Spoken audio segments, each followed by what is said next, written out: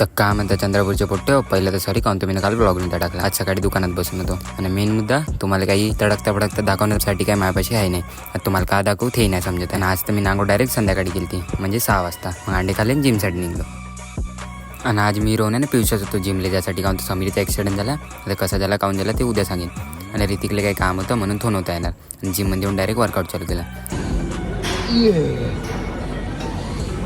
आणि जिम लावून आता असं वाटत आहे की 2 हप्त्यात बॉडी बनली असती, 4 पोरी पटल्या असत्या. येस की माक्याक मजे रोहन तर म्हणे 4 हप्ते होते म्हणे बॉडी बनवतो आणि मग 8 पुट्ट्या पटवतो म्हणे. इसकी माका मजे.